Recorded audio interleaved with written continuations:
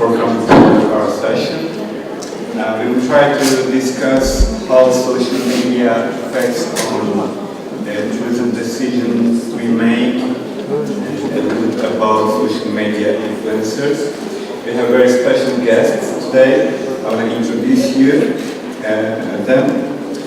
We have Anne Tran, one of the most famous social media consultants.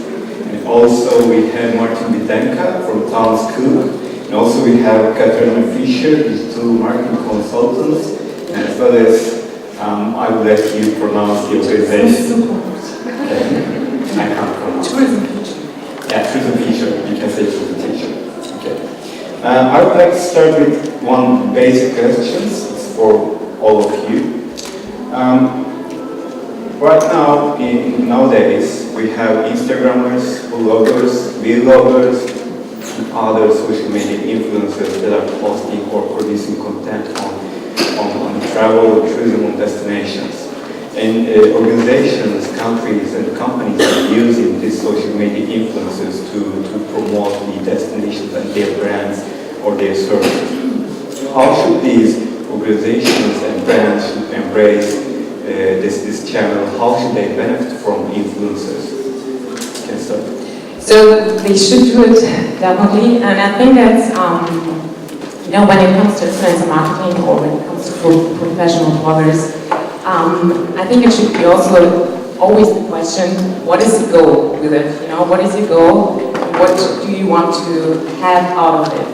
You said content, but I think first of all, think about your story, think about your destination, your brand, and then you can use such people, to create a voice, to create content, to create a reach, and you should embrace it. And it doesn't mean that you put them in press clips or something like that. It means that you talk to them, It means that you build a relationship with them, and that you grow this relationship in order to succeed in social media and in digital. Because I think it's really still the case that it's not so obvious for everybody to see the potential of it, and to use it really well. Because if the content is out there and if the reach is out there, and the influencer, the influence is out there, then you just have to embrace it and use it to create your voice for your brand. And you have to spread it, and you have to use it for your channels as well. So I think it's a give and take, and it's a long-term relationship. It's a kind of relationship which is which has a lot to do with communication and not just putting messages out there. Yes, not so much to add to your answer. It's I think really important is that it's a long-term thing. You have to have a vision where you want to go. Social media is now there, and it will also be there in 10 and 20 years. Maybe different channels, but it will be there. And for us, for the tourism industry, it's really important to use social media also in terms of inspiration. And also Snapchat. I think Snapchat is like one of the next big things in tourism. It's about live coverage, not Photoshop at all. This is live. You can just show people where you are, what you're doing, and then the content there it's disappearing, but still the content created on those events, this is content you use for YouTube, Twitter, Instagram, or Pinterest. So just think about what is the goal with your campaign, for your brand, for your destination, what you want to achieve, and then think what might be the right influencers. Want to do a Twitter campaign, Instagram campaign, YouTube campaign, and what kind of audience they address. Like we did a campaign with a really young YouTuber, but there are also like Twitterer or even like Facebooker out there who address a slightly more older target group. So this is something you have to keep in mind, that different influencers reach through different channels, different audiences. You asked about benefits of influencer. The benefits should be mutual. It should be for the brand as well as for the bloggers. So when you approach the blogger, about 50% of my emails, I would say, wow. It's not like, wow, this is what I want to do, So think about that when you approach an influencer. So we talked about relationship. I met Catharina through working with the German Tourism Bureau. And we've known each other 2+ years?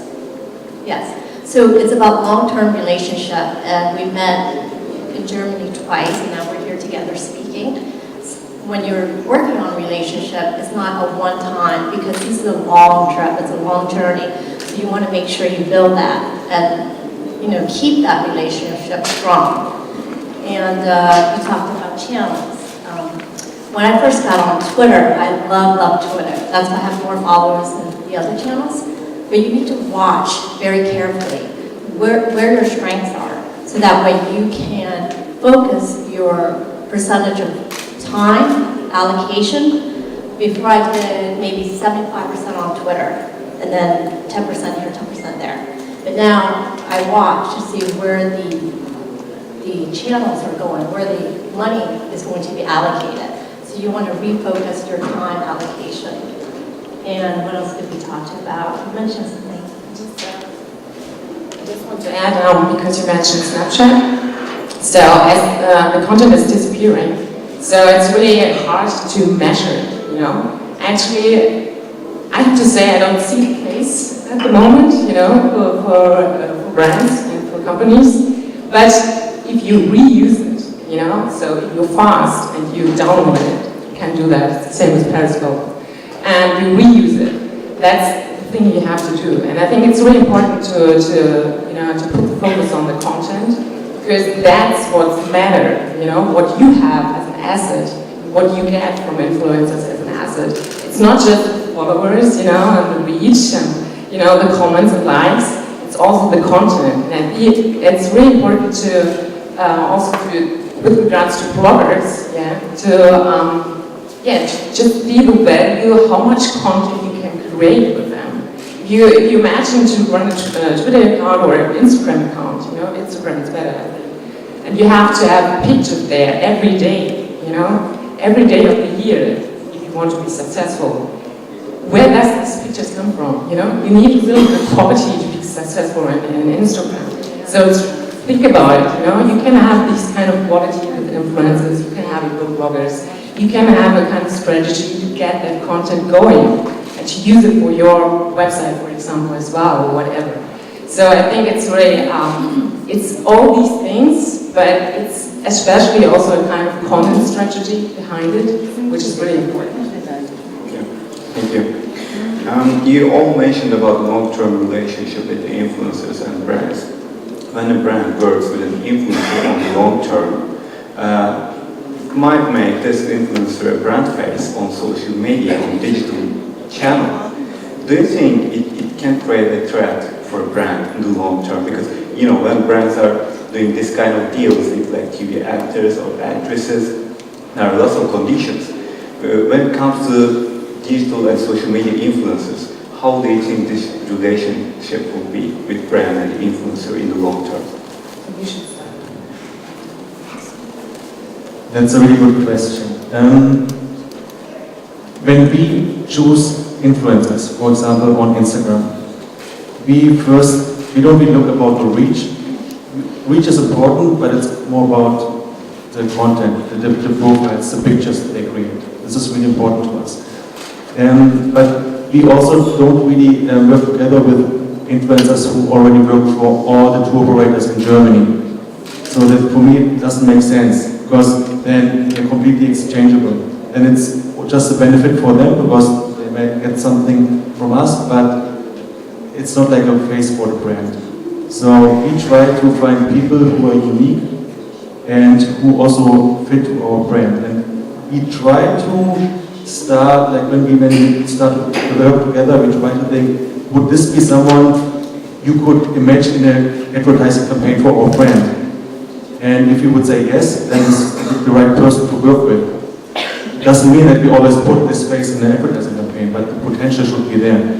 And right now, in the end of February, we're starting a new big social media campaign, which combines also our travel agencies offline. And for example, there's one girl from Berlin.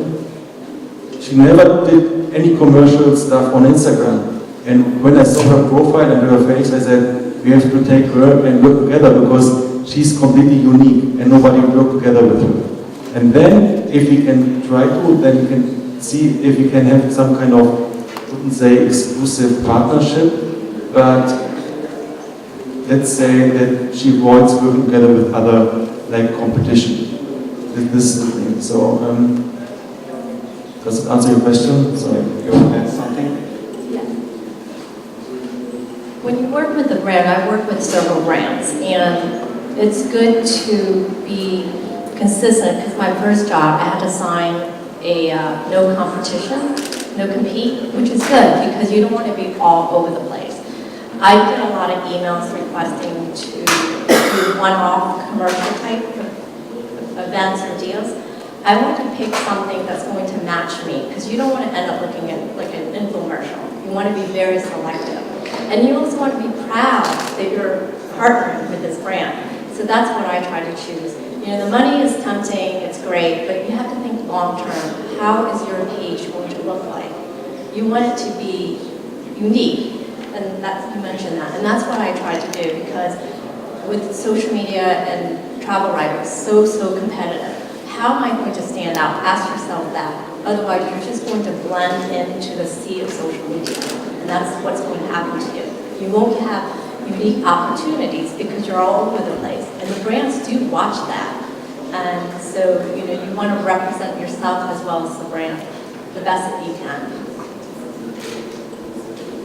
You mentioned celebrities and famous people, so and I just want to add that niche is also influence. So influencer doesn't mean that you just have, you know, a kind of like Jordan or whatever. You know, it's, you know, you have to really be selective. You can have really great influence in the niche. So that's also a way to use it, to grow your community or to grow your voice out there. So it's not all about the claims. Okay. Nowadays, brands want to reach influencers, Instagrammers, or bloggers to do some marketing campaigns with them. And sometimes brands can be very demanding from that influencer. What do you suggest to brands when they want to work with an influencer in terms of demand or in terms of the like supporting the influencer the right way? What do you suggest to brands when they are working with influencers? I work with Azamara Club Cruises, and they're really good. They do not tell me what to do. They let me be myself, and that's how it should be. Of course, you know, I have deliverables, you know, and we have a contract, this is what you deliver, X, Y, Z. But they're very flexible. Let's just say I need to write 2 articles per month, but I'm over here, so I can't write 2 articles, let's say, for you this month. They're flexible in the sense that, okay, catch up later, whenever you can. That flexibility gives the writer incentive, because as a creative writer, it's very hard to deliver, but yes, it's a job, so you need to deliver. However, when you create that relationship and that openness and the no dictatorship, you know, the openness, that really helps the writer. And I actually wrote one article, and it was top 10 facts about wines that you may not know. And as a writer or a person on social media, think about evergreen product that you can use to repost and repurpose. For that article, it's their #1 most popular article in the whole entire year. Why? Because every Wednesday is Wine Wednesday. And then I just repost, you know, one fact every Wednesday consecutively, and recycle and repost it out. So when you work with brands, think how you will benefit, but even better, how will they benefit in the long term? Not just, when I work with people, it's not, okay, for this month, this is all we're going to give you. No, repurpose the content. Come back and say hi to them. Come back and repurpose the content, and they will see it. And they will relay that message back to you and say, oh, thank you. Wow, you recycle a post that was 6 months ago or a year ago. Why not? You know, it's evergreen. I also agree that the freedom of creativity is really important for influencers. And this is also what we know as a brand, that they know the messages, but the way they involve it, they put it in their videos or pictures, is up to them. This is the most important thing. This is something you should know as a brand, that this is not, you're not like paying for a TV commercial. This is, let's say, product placement in social media. Yeah, there's nothing to add, I think. So never try to change that content. So you should talk before, you should know your story, you should know what you want, but then let it go. Okay. How do they influence on the consumer side in terms of decision or making purchases or travel decisions or hotel decisions? How this relation with brand and influencer affects the decision of the consumer nowadays? How do you think about this? I think it's a general question regarding the travel cycle, and the customer cycle. So it's changing a lot, and it's you don't have this faces anymore as we know them. Inspiration, information, and you make the buying decision, and then you are at the destination or whatever. You get to know the product. It's you have a kind of transmedia and communication in between. You have to acknowledge that as a brand, as a destination, because from my point of view, means, for example, for a destination, it's not just inspiration and information anymore. It's getting further and further in the travel cycle, and you just have at least a kind of idea how to be there. And you can be there with an influencer. You can be there with a blog. Where a professional blogger write about you. It doesn't matter actually for the customer anymore where they find you. It is important that they find you. They don't care if it's your website or another website, The really important thing is that we have to find you. So. Yeah, absolutely. When we started with influencer marketing, I also convinced my colleagues and said, we don't have to have the content on our channels. It has to be somewhere, and if it's like a girl with a massive reach and our brand is present, then it's perfect. It doesn't have to be on our channels. This is also what you're trying to say. This is the most important thing. I want to say something else, but I forgot. That's why I hand it over to you. You know that image is very powerful. So if you're a good photographer, that's a bonus. And if you're a videographer, that's even the next bonus, which is this year. And we actually saw a sign coming in, and it says, video is king, and interactive is King Kong? Or what was it? Video is king, and interactive video is king. Yes. So, next to our hotel, so it's a sign. I mentioned about the image being powerful. Recently, I had to change my diet because, traveling the world, eating all this rich food, eventually catches up to you. So I changed my diet within the last 2-3 months. And one of my social media colleagues, he posted a picture of a bagel with nice eggs and bacon, really thick and greasy and buttery.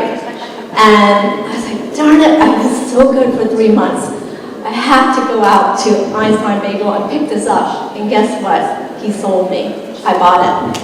And so I messaged him. I go, darn you, your picture was so delicious. I went and bought a bagel and went off my diet, So the image is really powerful. And Catharina mentioned that you have to be consistent in posting and being visible. And that's the thing. You have to be there every day. And here's a trick that I want to share with you if you're a blogger or a photographer.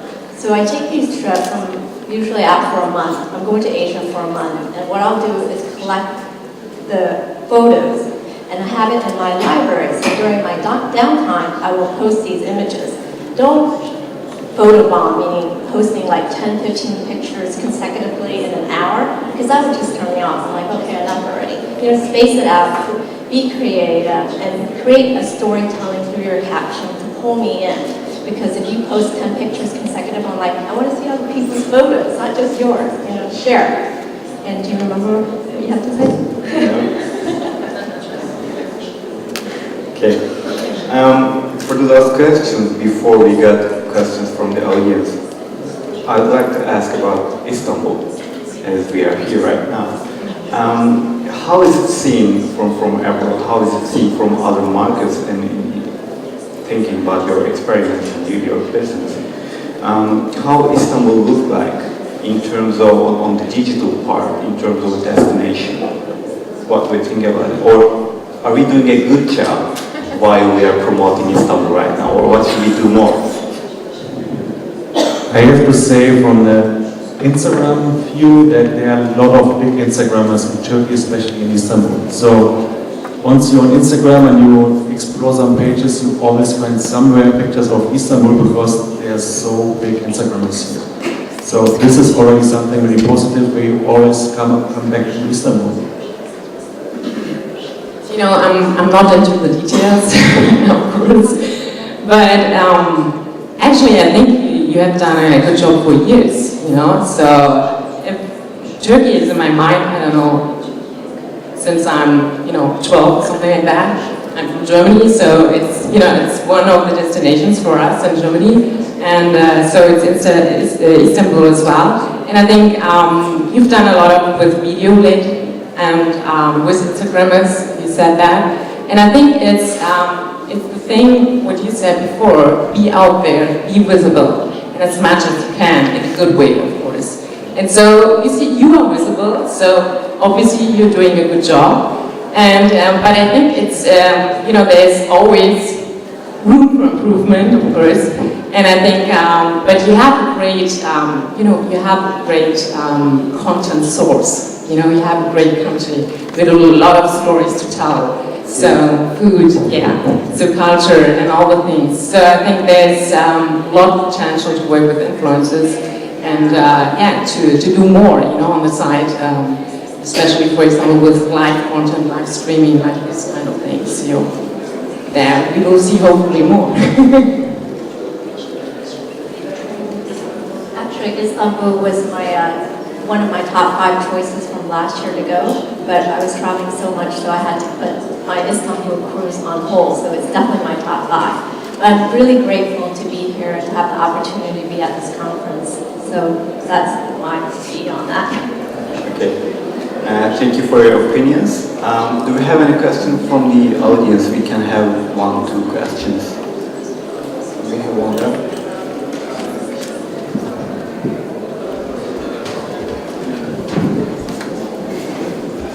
Actually, I want to ask a question. You have mentioned about the relationship between the brand and also the influencer. But after a while, once a brand begins to work with an influencer, it creates a little bit fake relationship, or something, not really fake, but commercial, artificial relationship. What do you do to break this down, create an intimate relationship between the brand and the influencer? What is important for you?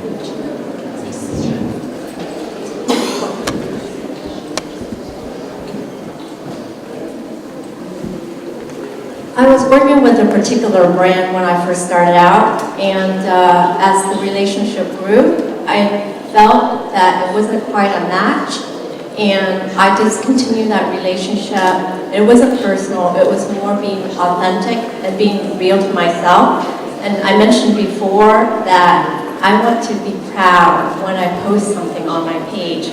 I had to give them that contract. It was a very big contract. And they still come back to me every year, do you want to work with us?